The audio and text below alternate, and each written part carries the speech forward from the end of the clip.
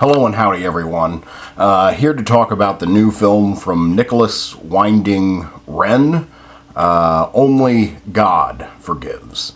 I'm not exactly sure how you pronounce Winding's last name, if it's Refn or if that F is silent with Ren, but I believe he's a Danish filmmaker. He's made several films, all good. I would say that I am a fan of his. I would say this newest one is his least. It is definitely the most difficult to watch. He reunites with Ryan Gosling. They did Drive together. And this is like Drive's demented, younger brother. The family tries to keep a secret or something. It's a very, disturbing film in terms of violence. It's a very ugly film while being beautiful. That saying that it's gorgeously shot. I mean, it looks beautiful, but there's nothing beautiful happening ever in this film. It's just all ugly. It's all bad. There's no redemption. There's no redeeming characters. It's just all harsh and ugly. I think I'm going to go ahead and give it a 6. I think a 6 is fair. I never felt moved. I never felt emotionally involved. If anything, I just kind of felt repulsed and,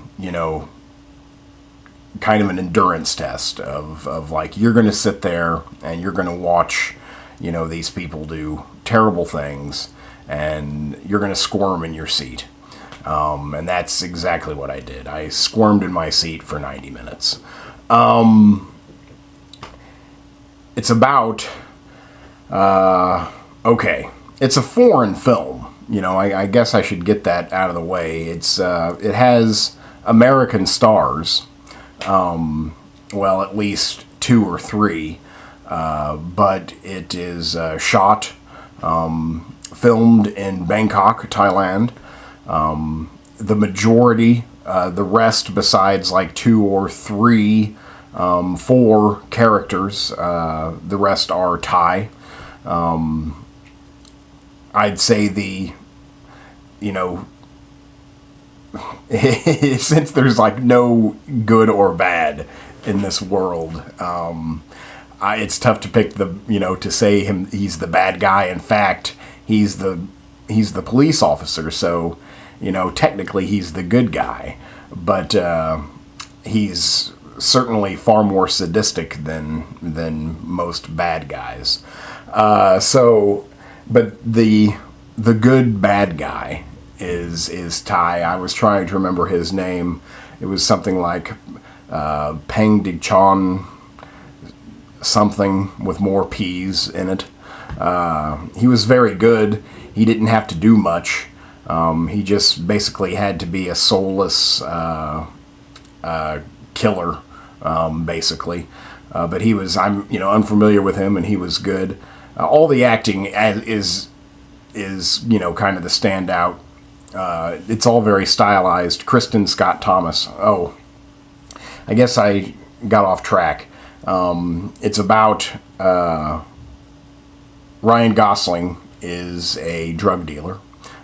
His family is a drug dealer family, and he's in charge, I guess, of their Bangkok division. So he's in charge of distribution there.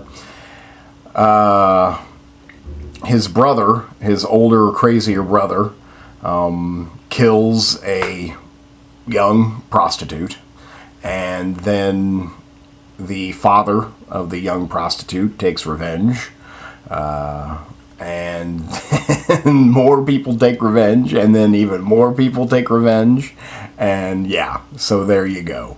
The shit hits the fan, basically. right off the bat.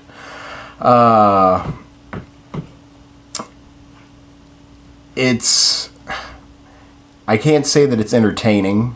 To go along with that foreign film, even the title cards are in Thai, with, the subtitled English name, Only God Forgives. But even, the actor's name, it's all in Thai. It's all in Thai. So I want to call it a foreign film. I believe it would qualify as a foreign film.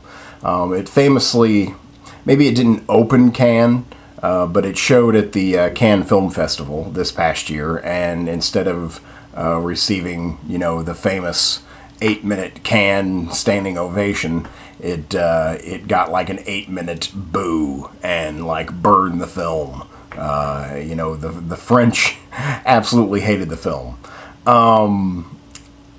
and it's not great. The acting is good. Kristen Scott Thomas is the matriarch of the family. She comes into Bangkok to, again, avenge the death of her scumbag son. Everyone is a scumbag in this movie. It's just, again, there's nothing attractive. There's nothing good happening.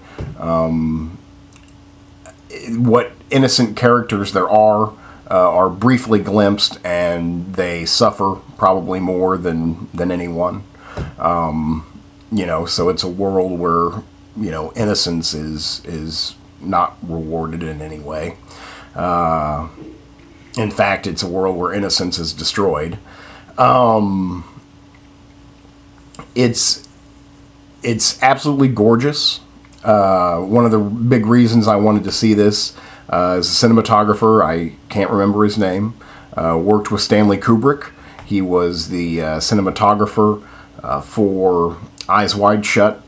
He also worked on Full Metal Jacket. He wasn't the official cinematographer, but he was like the head of the camera department, But he worked side by side with Stanley Kubrick on 3 of his films: Eyes Wide Shut, Full Metal Jacket, and most importantly, probably the best shot, most iconically associated with cinematography, Barry Lyndon.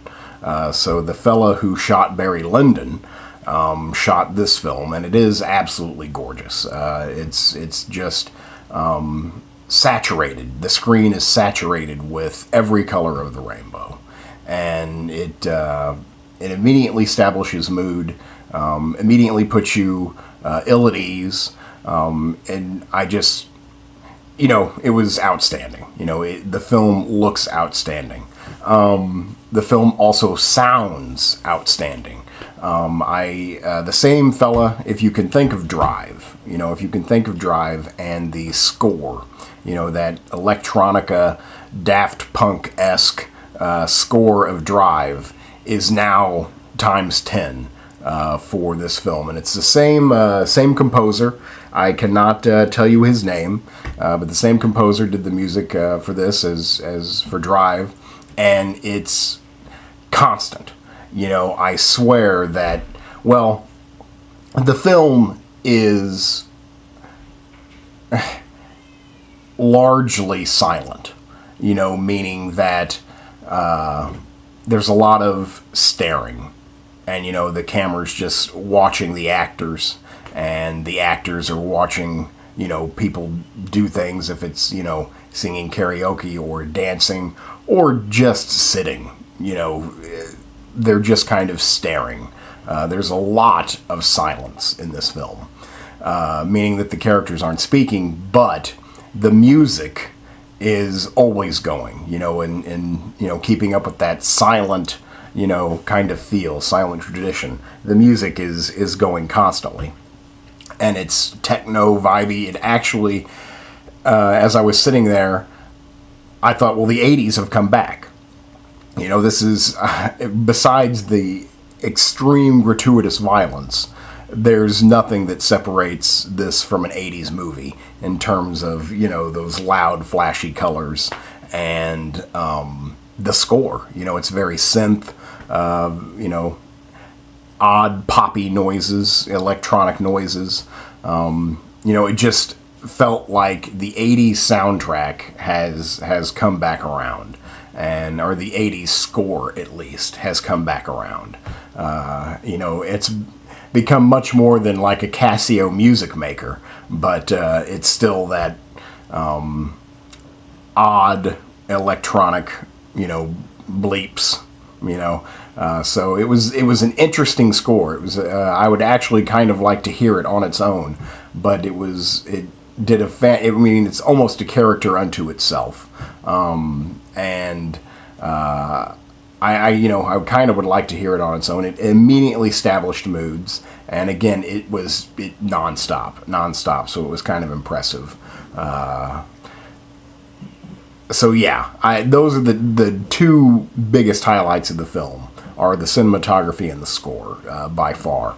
The acting is also really good. Not that, it's very stylized, and there's not too much heavy lifting.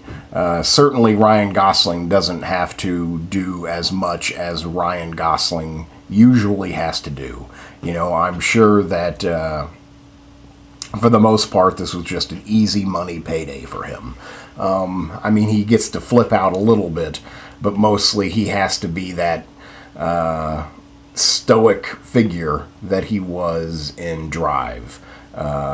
Perhaps a little less weird, but he never flips out in Drive. He never really goes like crazy, where he does go crazy. He does lose his shit in this movie, but the rest of the time, it's kind of that staring off into space. Again, maybe not with as much weirdness as he does in Drive, but it's a subtle, still performance.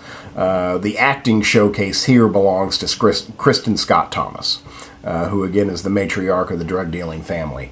She is practically unrecognizable. Kristen Scott Thomas is gorgeous. Here she's not gorgeous.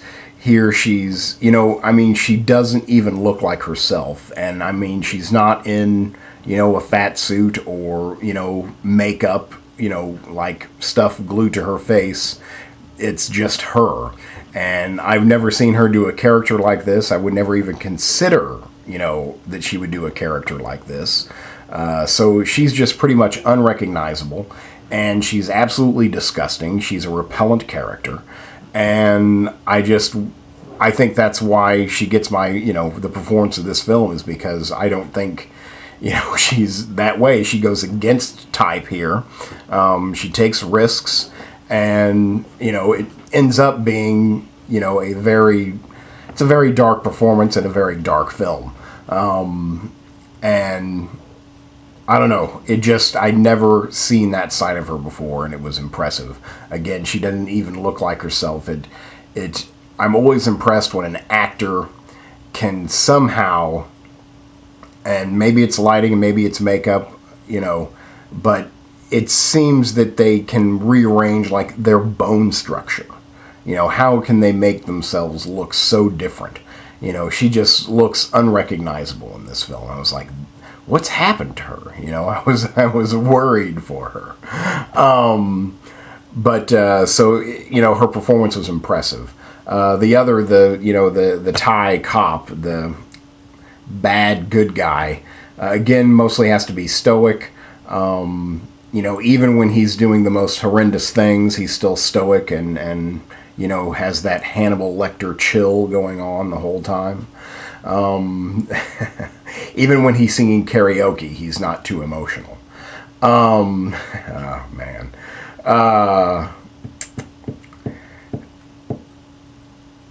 It was uncomfortably violent. It was like over the top suffering. Just a lot of suffering in this movie. Everyone suffers. Everyone suffers. So in that fact, I guess it's true to life. Everyone hurts. Everyone suffers. But God, you don't want to pay $8 and go to the movie theaters and just be reminded what a terribly shitty world this is and how hard life is. You want to escape. You don't want to, have your face smeared in it. I mean, it's grotesquely violent. It's one of the most violent films, and I mean, it's not near as violent as, or I should say, maybe constantly violent as, say, Django Unchained. You know, Django Unchained is tremendously violent, but it's always has that cartoonish aspect of it. Where here, it's like when the violence happens, it's like, wow, I can't believe that actor, let himself be killed for this movie. It's kind of like a snuff film in that way. It's very real, very gritty. There's nothing cartoonish or wanting to separate it from, reality. It wants to be gritty and mean and dirty. And, it is. It succeeds very much at that. I thought a lot about the Gaspar Noé film. What was it? Untouchable? No. Oh, I can't remember it. Unbroken something? Anyway, Gaspar Noé. Oh, it's going to kill me. It's going to kill me. Because I own it. And it's like packed away and I don't... shit. Anyway, that's the film I thought about while watching this film. It has the famous 14-minute rape scene. The Gaspar Noé film, not this film. 2 people walked out. I'd say it was a good crowd. I saw this on a rather large screen in an art house. A surprisingly large screen. An elderly couple walked out, perhaps about halfway through. I'm sure they got their money back. But that was it. It was a good crowd. But everyone was just kind of like, whew. As soon as the movie was over, as soon as it faded to black, everyone was just gone. Everyone just was like running to the exit. It was like, thank God that's over. I was the only person who sat and watched the credits. So I don't know. The audience was, it was a good sized audience. Definitely gone lickety split. And there was an elderly couple walked out halfway through. I don't really know what else to say. If you like Nicholas Winding Refn, then you definitely need to complete his career and see this film. But it's definitely harsh, and it's my least favorite of his films. It's my least favorite by far. Just very hardcore. And not really rewarding. It's not rewarding. It kind of punishes you for watching it. But again, with the cinematography, the score, the acting, it's not an unrewarding, fully unrewarding experience. You can get a lot of technical pleasures out of it. So there you go. I think I've pretty much covered all the bases there. It's also available on video on demand, so you don't even have to go to the theater to see it. But I'm sure it'll be on disc in no time. But I don't know if you're not down to be, depressed and say, my God, that was violent, then you don't have to see the film. Yeah, okay. I think I'm happy with that. That's Only God Forgives, and I think it's worthy of a 6. Thanks much.